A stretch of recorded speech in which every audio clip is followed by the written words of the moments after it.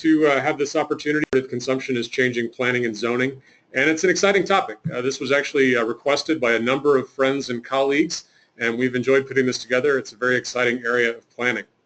So the topics that we'll be going through are going to be several presented by three of us from Clarion Associates. There we go. It's going to be myself and also Summer Frederick here with me in the Denver office, and Tim Richards from our Chapel Hill office.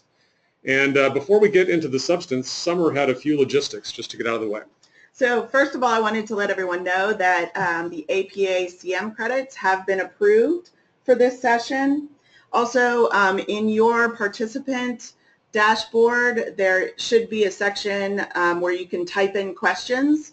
Feel free to type in any questions you have along the way, and if we have time at the end of our presentation, we will try and address as many questions as we can.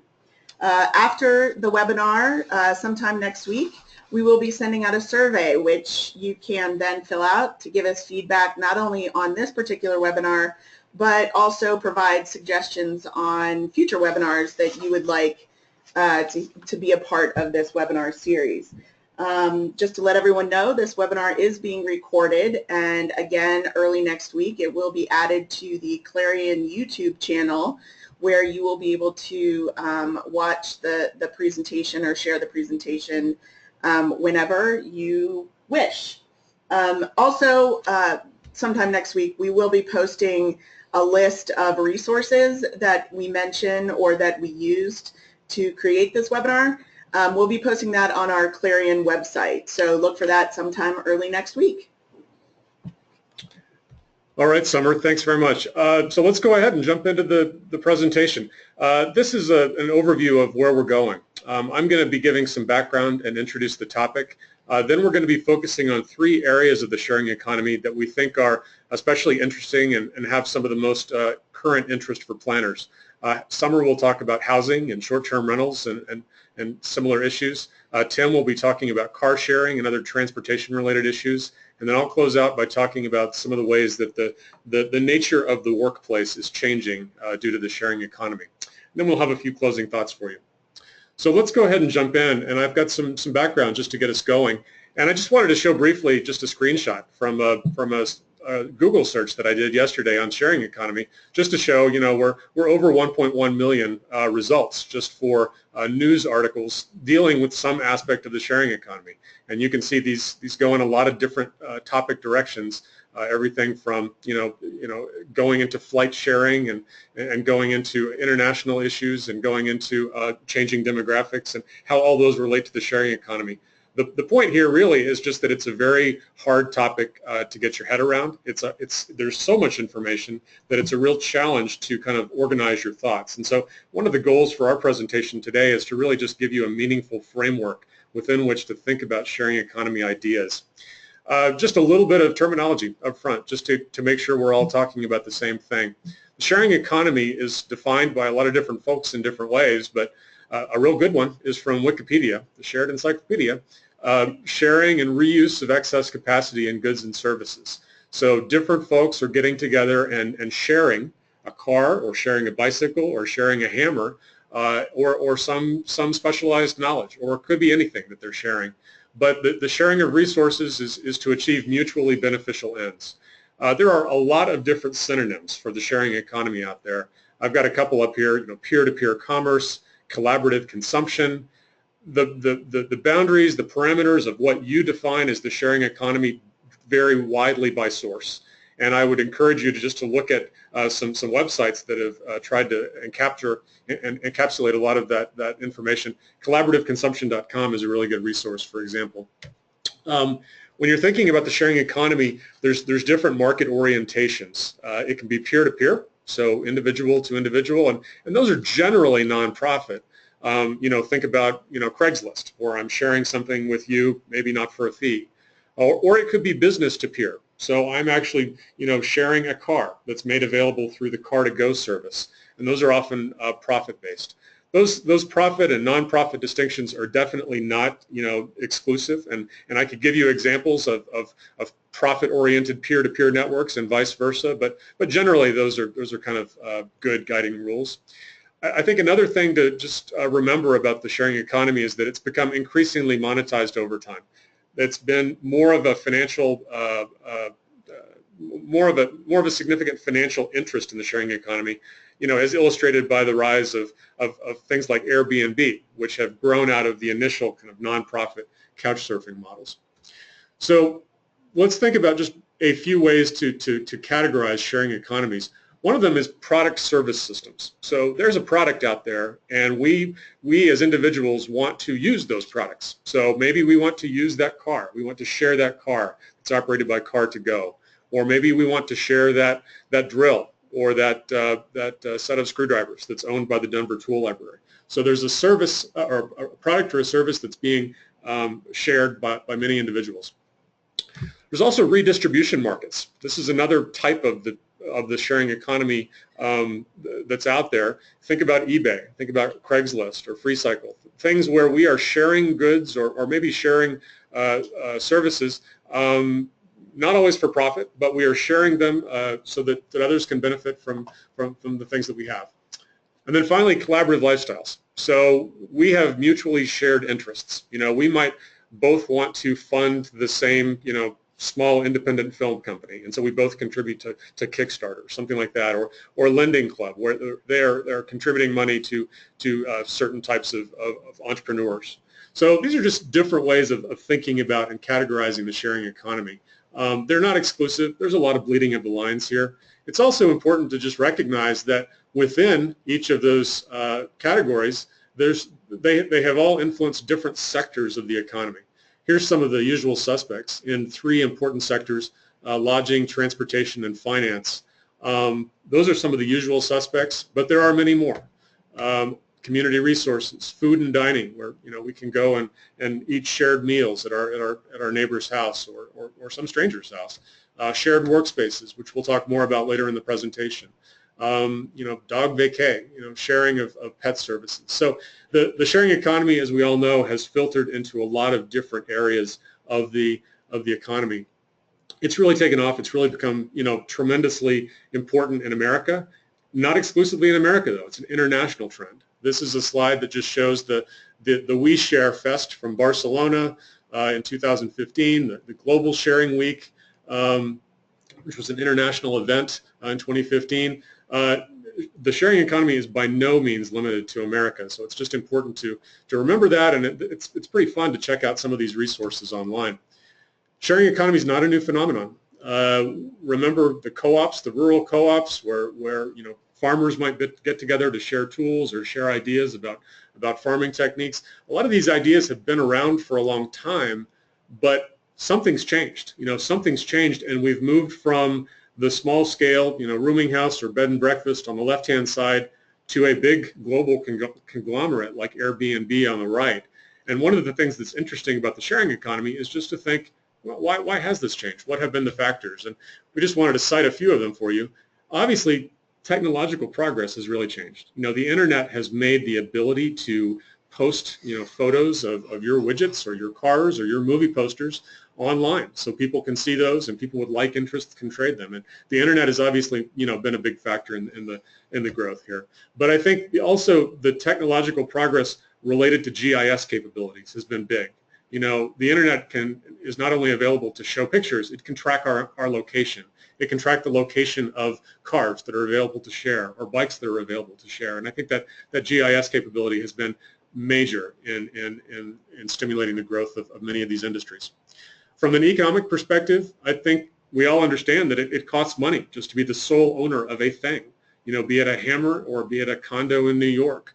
And so, the idea of sharing the costs and distributing the cost of that good or that product across multiple people can be a good way to give more people access to those goods. I think also from the economic perspective, we are seeing more corporations realize that, hey, there's money in the sharing economy. We can actually open up a whole new market for ourselves by introducing, by bringing shared services into our traditional product lines. This is a slide that just shows how Avis bought Zipcar a few years ago. They recognized that they needed to get into the sharing economy business. From an environmental point of view, I think a lot of folks embrace the sharing economy because they want to leave a smaller footprint. I think they realize that just producing fewer goods, having fewer goods out there means that there's less impacts associated with production, less impacts associated with ownership. This is one of the stated goals of the Denver Tool Library, is that we can hopefully reduce the negative impact on our planet by not all having to buy some of the same tools. And I think also just there's a real sense of community out there that the sharing economy, there's a need for a sense of community that the sharing economy fills. These little free libraries that you see sprouting up in a lot of neighborhoods are a good example of how people are looking for opportunities to reconnect with their neighbors, and maybe not just their neighbors, but just new people and new friends and new people that share their interests. So a lot of different influences, environmental, economic, cultural, that are all influencing the growth of the shared economy. It's a big topic. It's a big set of trends. And for this presentation, we really wanted to dig down into 3 of the areas that we thought were the most interesting for planners. And so with that, again, it's going to be housing first, and then transportation, and then workplaces. But with that, I'll turn it over to my colleague, Summer. Thanks, Matt. So, as Matt mentioned, this is not a new phenomenon. Unrelated individuals have been sharing housing, and people have been offering lodging in their homes for a really long time now. And so what exactly are we talking about today? And what we're talking about today is commonly referred to as short-term rentals. And this is usually defined as the rental of a room or a portion of a dwelling or the accessory dwelling or an entirety of a dwelling for a period of less than 30 days. And at this point, I think we're all pretty familiar with the idea, as well as with the major operators such as VRBO or AirBnB or Homestay. And so given this is not a new phenomenon, what do we have now? What we have is the benefit of communities who have already addressed this use issue, sometimes 2 or 3 times. And this has provided us with a lot of case studies, examples, and lessons learned. And so just to get started, the issues that are related to short-term rentals, they're not new either. In fact, they mirror those concerns related to a host of other planning topics and are pretty similar to those issues that community members have generally about where they live. In terms of safety, which interestingly in several different reports that I read is the #1 cited issue with short-term rentals, and these concerns are focused mostly on the fact that hosts don't have proper insurance for this type of use, as well as a general safety concern related to not knowing who exactly is in the house or the unit next door to you. In terms of loss of tax revenue, because a house is generally taxed as a property tax and is not subject to use or sales tax, communities see short-term rentals as a loss of revenue that would have otherwise been collected if the guests were staying in a hotel. In terms of the reduction of available and affordable housing, this is usually an issue in communities that see investors coming in and buying homes or blocks of multifamily units for the specific reason of operating those units as short-term rentals. So when they do that, that pulls those apartments or homes off the availability list and also has the potential to increase the cost of the remaining available units. In terms of nuisances, these are generally things related to parking, additional traffic that are not on streets that were not necessarily designed for that additional traffic, noise, and the potential for increased trash in an area. Neighborhood character concerns are voiced mostly from more traditional single-family neighborhoods where any kind of commercial use was not really ever anticipated. So how are localities addressing these issues? As I said, there are lots of examples out there. I'm going to go through just a few that touch on the various issues that I mentioned before. Some areas, Louisiana is considering a bill that would require operators to submit maintenance and building plans to fire marshals And this is trying to get to the safety issue and ensure that short-term rental structures are in fact safe for this type of use.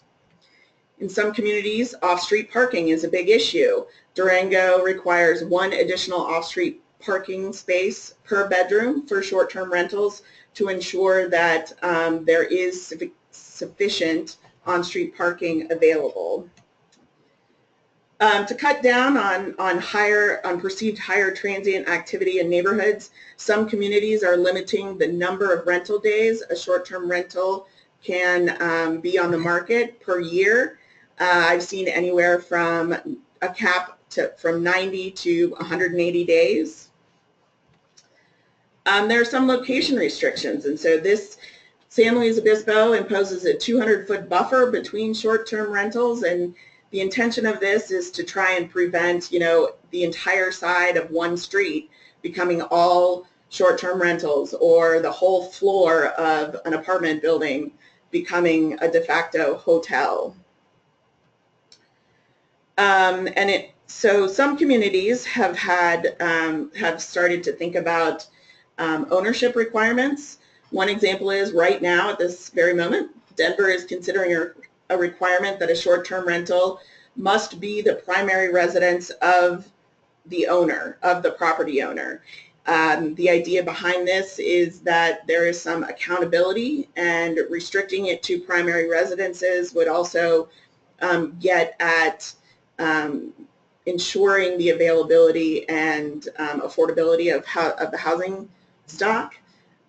Maui gets to the same issue by only allowing 1 permit per homeowner or property owner. So even if one person has multiple properties, owns multiple properties, they are still only allowed 1 short-term rental permit. So moving on to registration and permitting. San Francisco we've all heard a lot about San Francisco. They have a registration for their entire city that short-term rentals are required to be a part of. Boston requires a business certificate that is renewable with the city every 4 years. Arlington, Virginia requires not only registration with the county, but also that operators keep specific records related to rentals in terms of when the rentals are occupied and some very general information related to the guests.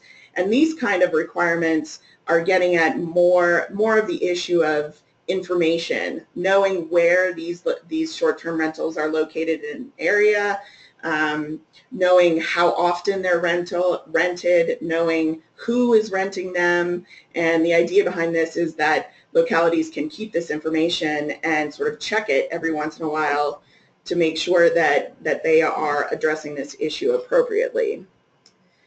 And so Maui has a really interesting take on this in that their permitting process includes a public notification aspect. And so the idea behind this is that not only does the locality know what's going on, but the neighboring property owners also are aware that a specific unit is being operated as a short-term rental. So getting at the idea of recouping some of those perceived lost taxes, various localities have imposed different regulations. Palm Desert requires the collection of a 9% transient occupancy tax. Some places like Washington, D.C. has imposed more than 1 tax. Washington, D.C. applies 2, a use tax and a sales tax, and that equals 14.5%. Philadelphia requires just the collection of a straight hotel tax. So now that short-term rentals is not a brand new issue, it's been around for a while, it's been on our planning radar screen for some time now. What have we learned in terms of what we can anticipate related to how communities will either handle these or how they can be handled? First of all, it's important to determine the specific concerns for any community. As we saw in some of these quick examples, On-street parking is a primary issue. Elsewhere, loss of revenue might be a concern. In other communities, such as Denver, the housing market is under extreme pressure, and it can't, the number of available units can't keep up with the demand or really the cost of living standards. So ensuring the availability and affordability of the housing units is important. And so once you've identified and prioritized these issues, it's important to take a look at all of the solutions that are available to you and determine what the appropriate mix is for a specific community.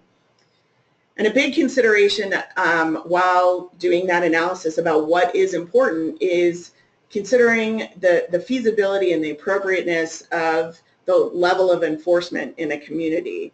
So really, regulations and requirements are only as good and effective as the enforcement of them. And so, some questions that really should be on the forefront when communities are looking at these issues is, is there enough staff capacity and time to perform inspections that may be associated with a permitting process?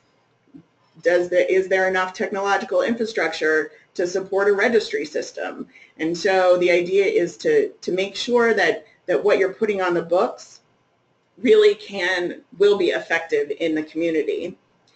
And something else to keep in mind is, as I mentioned, some places have been going around with this issue 2 or 3 times, and so there really is no need to reinvent the wheel. There's a lot of people out there to talk to and lessons to be learned. The other thing is that we are now in the evolution of short-term rentals that support businesses or spin-off businesses, and technologies are starting to emerge. Host Compliance is a company that is actually that bills itself as an enforcement and monitoring partner for local governments that want to put some of these regulations in place.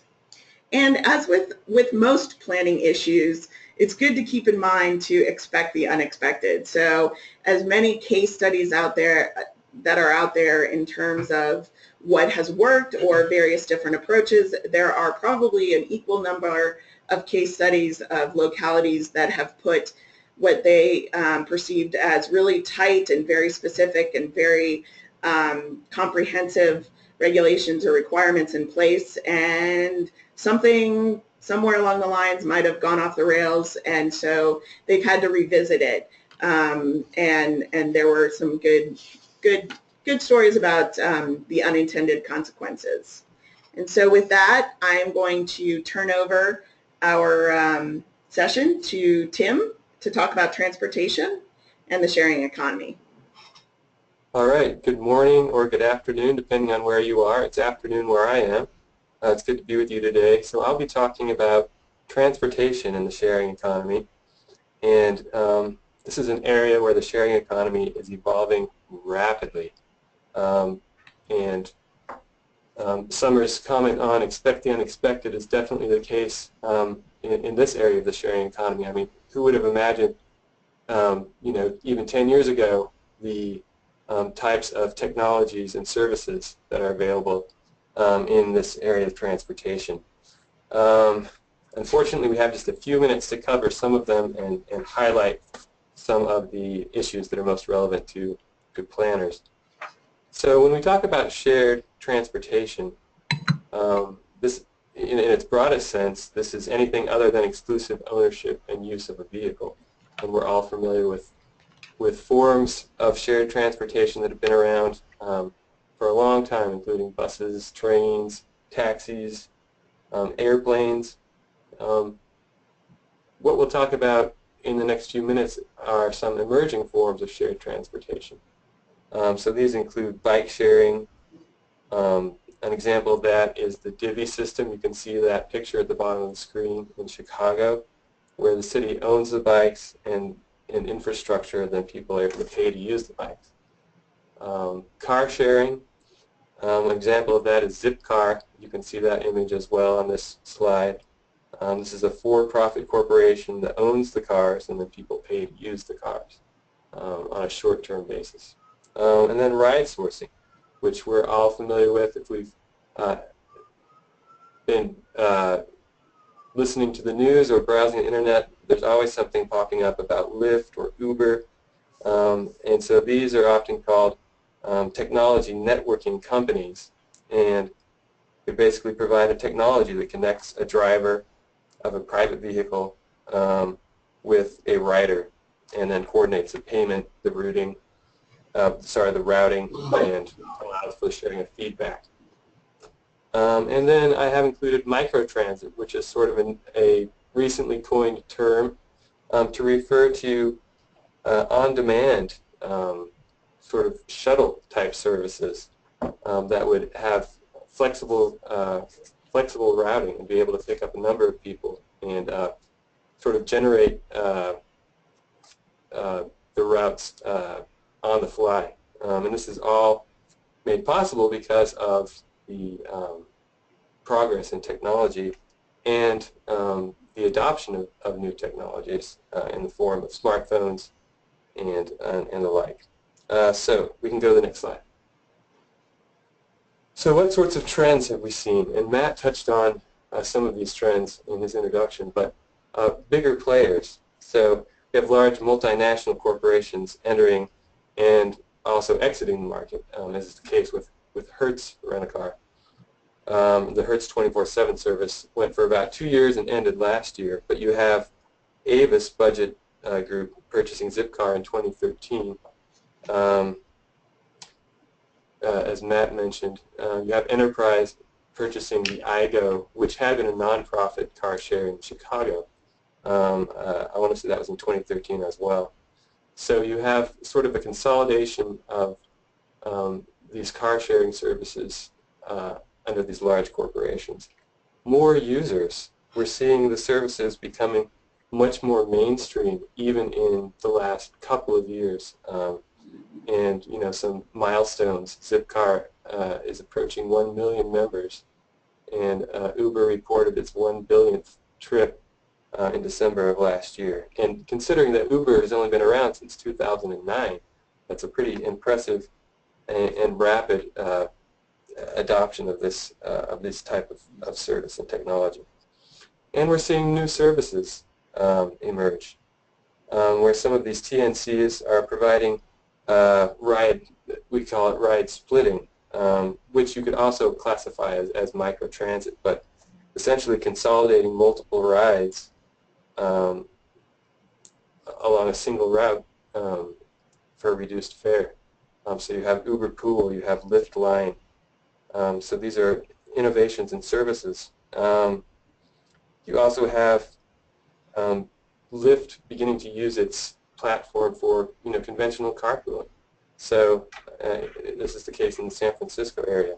And you have new ride sourcing companies that cater to specific populations like seniors or shuttling children. Caregivers shuttling children back and forth between school, soccer, etc. These are services that are appearing on the scene. So very interesting time in the development of transportation sharing. Okay, next slide. So, how do we respond to such a rapidly changing environment as far as the transportation sharing is concerned? And Summer alluded to this in her presentation, but each community has different land use patterns, each community has different demographics, different priorities, different transportation needs. And so, in some sense, there's not a one-size-fits-all solution. However, that being said, there are a number of examples that we can learn from and try and respond in a way that is beneficial to our community. So I've included the contrast between a targeted response versus a holistic approach. So a targeted response might include considering shared transportation forms or players in isolation, and often as the need arises. And so this is a more reactionary approach, and perhaps not the best model to use. So a holistic approach would be a more proactive approach, and this approach would consider various forms of mobility in an integrated way. So how to align the system, the mobility system, with the community's goals for mobility. And so framing the issue in terms of mobility or sustainability helps us to make sense of things and to really establish community priorities that address, or community policies that address these new emerging shared transportation forms. And I wanted to share with you some best practices. So the Shared Use Mobility Center is great, doing great work in this area and has some excellent resources out there. And they have released some emerging best practices for local governments to try and establish a general framework for shared mobility. So when we talk about framing the issue under mobility, these are some of the best practices they would recommend. So, determining or developing a long-term vision for mobility that would include mobility or modal splits and these new forms of ride or of car or transportation sharing, and then using that vision to decide on the number and types of modes that you want to attract to your community, and integrating these shared use modes into transportation planning and modeling, encouraging the integration of public transit, bike sharing, ride sharing, and car sharing around transit stops. Also supporting the launch of new modes, requiring that providers share their data so that it will be possible to assess impact and integrate new services. Providing public access to transit data, supporting the creation of universal payment and trip planning mechanisms, and finally testing new approaches to meet the mobility needs of people or populations that are typically underserved by the mobility system. So these are some best practices and to this integrated mobility planning. So that being said, let's go to the next slide. So so what I'm going to touch on next are just some areas where we've seen some communities take some steps toward integrating these new forms into their existing transit services.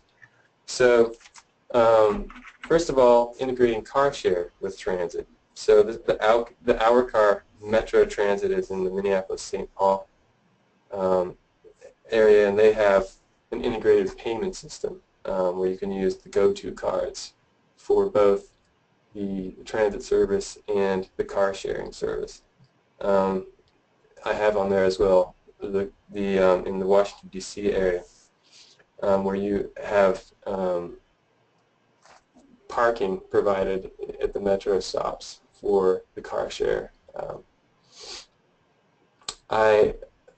So that's with car share. So now with ride sourcing, so in the Tampa area, you have the Pinellas Suncoast Transit Authority working with Uber, where they provide an integrated service, and they will actually pay up to half of the cost of the Uber fare in conjunction with the transit service. So you can actually have some subsidy provided.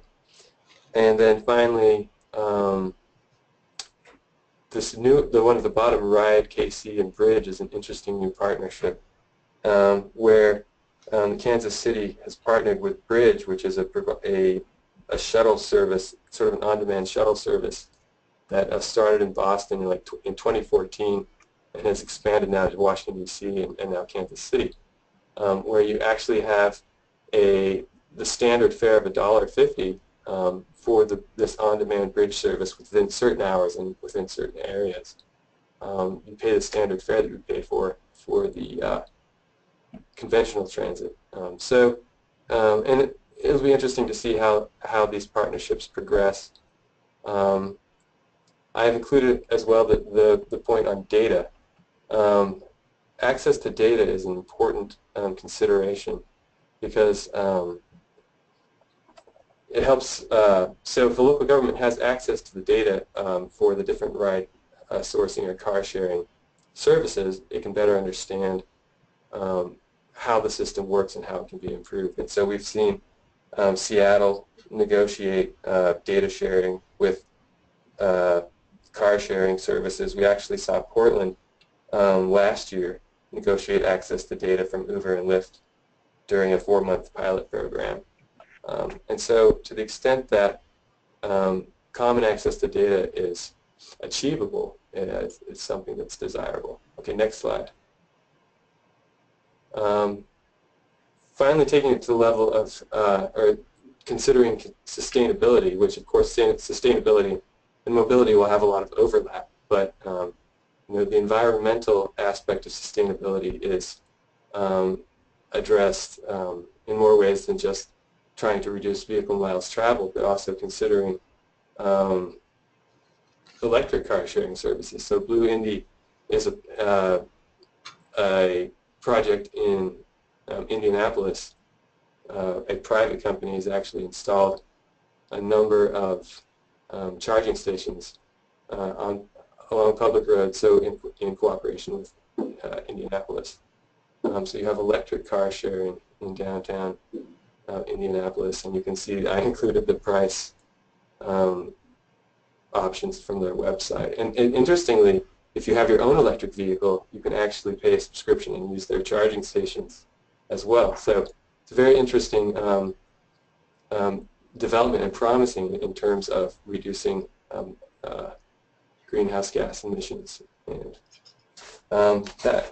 let's go on to the next slide. A couple of other interesting points. You know, the city is beginning to explore the platform itself and how that platform might be used by cities. So you have this 3 cities that have been developing universal taxi apps: Washington, D.C., New York City, and Chicago, where it's using the same platform as the rideshare companies, but making it available for taxi service. And so Washington, D.C. is actually an in-house project developing this app. And then I included platform cooperativism. There's been a lot of stir about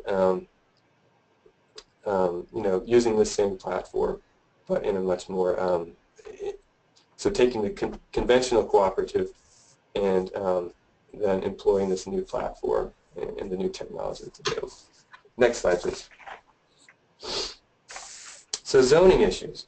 I've included the most obvious is off-street parking, and where you have the adoption of car sharing in an area or for a development. How might that impact the off-street parking demand?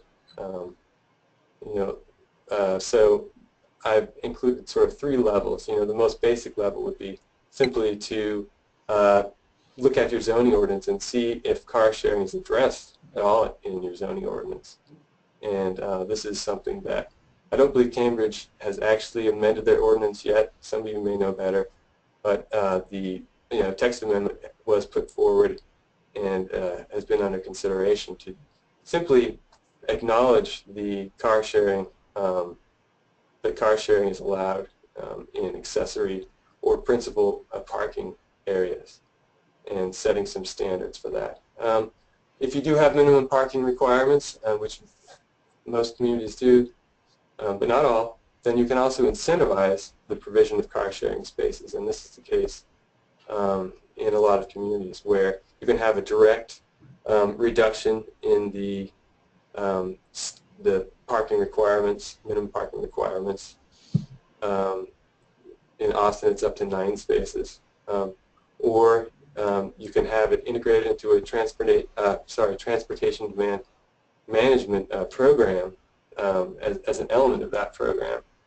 So there are a number of ways to approach that and incentivize the provision of those parking spaces. And you typically want to target multifamily developments, that are more likely to be able to integrate with transit. So finally, requiring in San Francisco, I should say requiring in parentheses. San Francisco actually has some very interesting and innovative regulations for off-street parking in relation to car sharing spaces. And they don't actually require, so the way it works in San Francisco is if you provide off-street parking, then you must include car sharing spaces. Challenges are, establishing the appropriate level of reduction, and there are a number of studies available that would help a community be able to do that. And then ensuring that car sharing will continue at the site. What happens if the company folds and it doesn't work? And that's addressed differently in some of these cities that I've referenced. Okay, next slide. An emerging issue is this concept of, I'll call them microtransit nodes, but the idea that you can have land development patterns and infrastructure that would be supportive of the provision of microtransit, even if you may not have, your conventional TOD in these areas where you have an investment in infrastructure, transit infrastructure. You can establish an environment in which these hotspots are likely to emerge. Next slide. So in conclusion, where are we headed? Things to consider. What might be the impact on transit for some of these ride-sharing forms? There's some evidence that in some cases it can actually siphon ridership from transit. And at the same time, how do we view transit? Do we view it as a public good? And how might the public's attitude toward transit, and particularly with equity concerns, how might that be impacted as some of these forms of transportation sharing are integrated into our mobility systems? And finally, new technologies. What's on the horizon? How might autonomous vehicles, if and when they become available, how might they impact our zoning standards? For how might we accommodate them in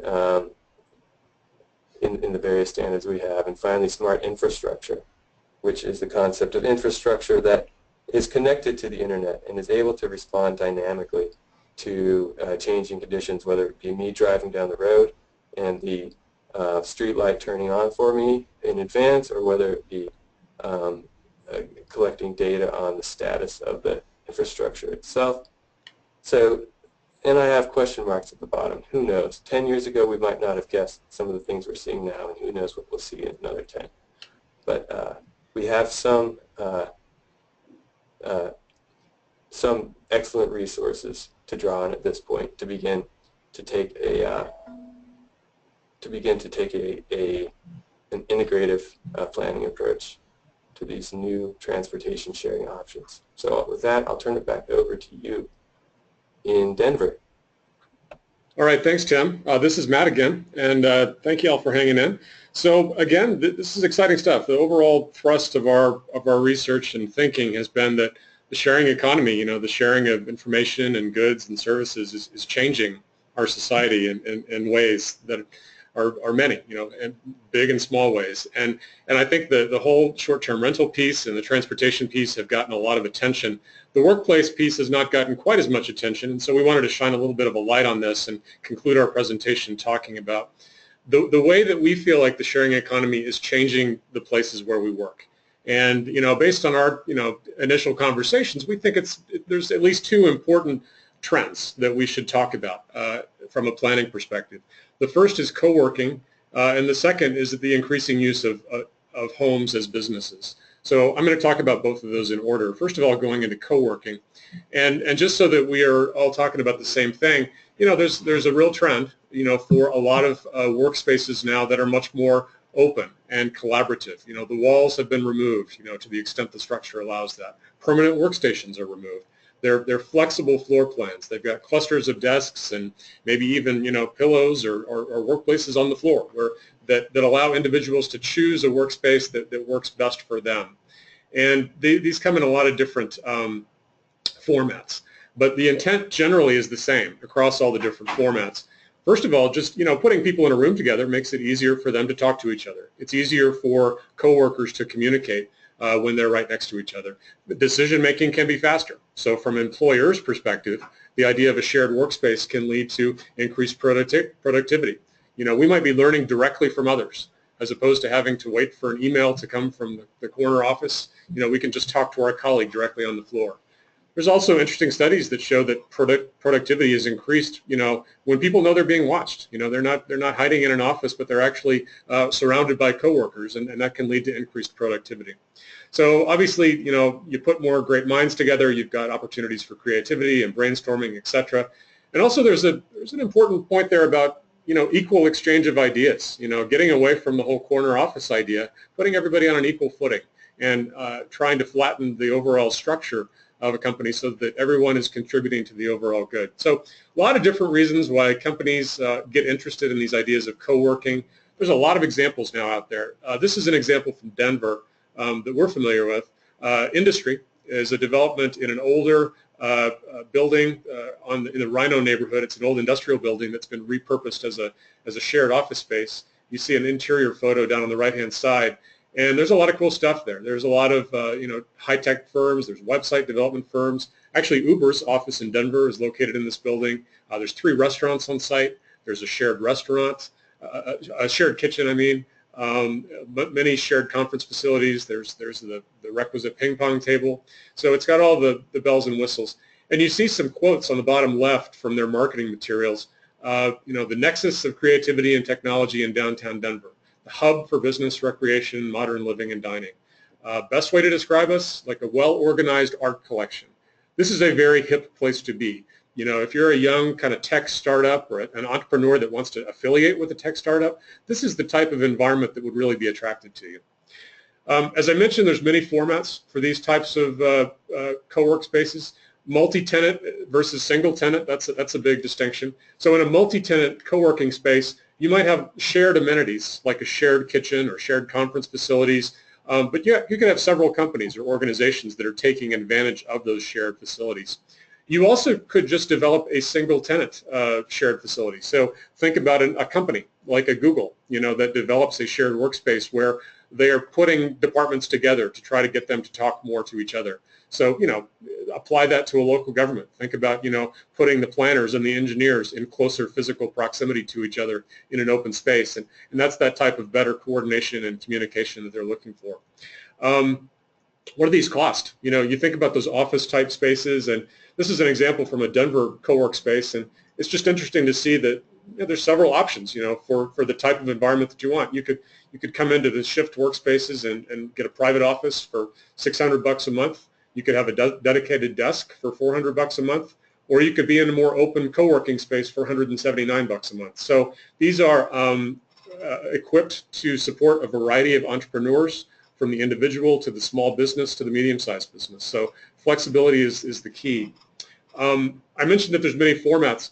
Beyond the office type uses, you know, there's also shared access to high-end manufacturing. This is an important type of co-working that's really starting to take off. The hackerspace, the makerspace, the tech shop, these types of things where there might be high-end computer equipment, high-end 3D printers, high-end manufacturing equipment that you couldn't afford as an individual on your own, but you've got public access to these types of equipment going to a hackerspace or going to a makerspace. Some of these are nonprofit and they're open to everyone, you know, professionals or hobbyists. Some of them are open by membership only. Some of them are for-profit. I think the tech shop at the bottom is a for-profit model, but this is an interesting opportunity to let the craft industries come and join together and share their resources as well. An important dynamic here that I didn't want to lose sight of is the social aspect. I thought this was a nice quote. Co-working spaces are something of a cross between offices and community centers. So when we think of this from a planning perspective, this is an important opportunity where people can congregate and get together and share life with their peers. And I think that people are increasingly looking for those places in society where they can have those shared experiences, and these workplaces are evolving to fill that need. A point about the design of these spaces, it's moving beyond just the tech and the creative industries. These collaborative space designs are starting to influence other industries and sectors.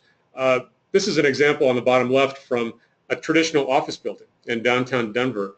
This is a high-rise, Republic Plaza, traditional office building, high-end. They have actually gotten rid of their old-fashioned food court, and they've spent $10+ million refurbishing a couple of floors to provide common amenities to try to attract new types of workers. You see a photo there at the bottom of the type of the common space that they're trying to provide traditional office tenants. So they're recognizing the value of some of these kind of new, well-designed spaces and trying to apply that to an older template. Bottom right there is just a headline from the Denver Business Journal. Grayland is a private school, and other Denver area schools are climbing aboard the co-working bandwagon. We're starting to see a lot of interest by schools in terms of redesigns that encourage the types of shared learning and shared spaces that started up in the tech and creative industries. So these are trends that are spreading. From the planning perspective, this is a little bit of a newer use. These co-working spaces, and whenever we have a new use, we just try to think, first of all, is this something that we want in our community? Should they be encouraged or discouraged? And talking internally here at Clarion, we don't see a lot of downsides to these types of uses. They typically operate as a traditional office use or maybe as a traditional light industrial use, depending on what's there. I think one reason that these haven't gotten as much play in the press is that a lot of the activity happens inside closed doors. There's not as much of a community impact. So there's not a lot of downside here, and oftentimes we see communities wanting to encourage them. There's a big demand in the market for these types of shared workspaces. So where should they be located is a key question. If you want to encourage shared workspaces, one of the most important things you can do is, first of all, just get the regulations out of the way. Reduce the barriers to putting these types of shared workplaces in place. Streamline the permitting process. That could be reduced fees or quicker turnaround. Making co-working shared spaces a permitted use in most commercial and industrial zones is a relatively easy fix. There is a lot of communities that restrict office uses on the ground floor. You think about a neighborhood mixed-use district, and maybe you want to discourage office uses because you want to keep it for active retail or restaurants, keep it for things that really encourage activity. But maybe you carve out an exception for co-working spaces in that situation because, again, these are functioning as community centers. And so maybe if you are limiting offices in certain places, maybe you do want to carve out an exception for co-working because of their social benefits. I think another planning issue that is really at play here with these shared workspaces is that older, underutilized facilities could be good candidates for these types of shared workspaces. This is an example of an old convent from Denver. Shift Workspaces is turning it into a major new co-work space. We're seeing the same thing with old hospitals, with old schools, with old business, old office buildings. I think there is an opportunity for new life with a lot of these facilities. You can revitalize a distressed neighborhood. You can definitely give new life to a white elephant building. And we're starting to see that, and the preservation community actually is really embracing this trend because they see the possibilities. These are existing buildings. I think another good point is just that new buildings that are designed for co-work space are also going to be very flexible in the future. Designed with open spaces, with fewer walls. I think they will provide much more flexible spaces in the future for adaptive reuse themselves. Moving to a larger scale, I think some of these, co-work spaces, these shared spaces, evolve beyond just one building into a multi-building campus type situation. You see these types of things with the new Google campus.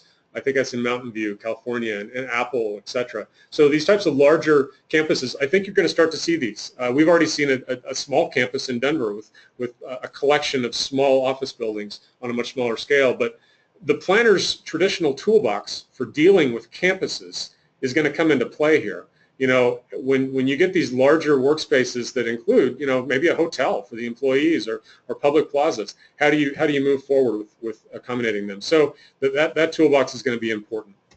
I talked about co-workspaces, but let's just say briefly about housing as workspace. I think it's important to recognize that a lot of the sharing economy industries don't require traditional offices, and so people are going to be working out of their home more and more often. You know, housing is in short supply, though. And I think when you have less space per capita, plus you have the use of that space for both living and working, that's a trend that planners need to be thinking about, particularly as it concerns home occupations and live-work standards. So, you know, we've got traditional limitations on, say, employees on the site and parking and signage. You might want to be rethinking about, you know, where these types of uses are allowed in your community and which standards are important. The graphic on the top is a building that was designed specifically to accommodate both work and live space. The one on the bottom was not. And so you got to think about, if you're going to have more intensive work activity at the home, think about, just continue to think about which standards are appropriate.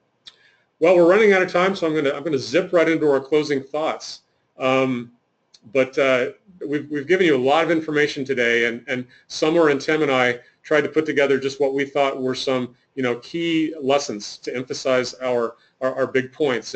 And they have both mentioned this, but it's worth repeating. There is no one-size-fits-all here. You know, the issues are going to be different in every community, and the solutions are going to be different as well. And I think, you know, the real benefit for us as planners in 2016 is that there's a lot of good examples out there. You know, a lot of communities are, as Summer said, on their second and third generation approaches, and we can learn from, you know, their mistakes and their lessons learned. So for all of these topics that we've talked about, short-term rentals, you know, transportation planning and workspaces, you know, obviously planners need to look at the whole gamut of tools, planning and zoning, and licensing and tax tools as well. And there's a lot of lessons to learn from that we've mentioned. Final thought, you know, we think this is exciting stuff. We are excited by this. We think planners should really engage these challenges as opportunities. There's kind of a cliche out there, you know, about disruption and how all these shared economy, you know, industries are disrupting the traditional way of doing things. And obviously disruption can have a negative connotation, but it also can be really positive and really exciting, and it can lead to greater efficiencies and more creativity. So we actually are very excited about a lot of these trends, and it keeps us on our toes, and it keeps planners kind of engaged in new technologies and new industries, which we think is fun. We have actually talked for all of our allotted time, so we don't have time for questions. But I want to thank you again. I wanted to remind you that we have been approved for CM credits. We did get a few questions, and so we are going to post those questions and some responses on clarionassociates.com. So we encourage you to check out our website. I encourage you to send us emails if you have particular questions for one of us about our materials. And we encourage you to keep watching the website for future topics in our ongoing webinar series. So again, thanks very much for your time and attention, and we hope you all have a great day and a great weekend.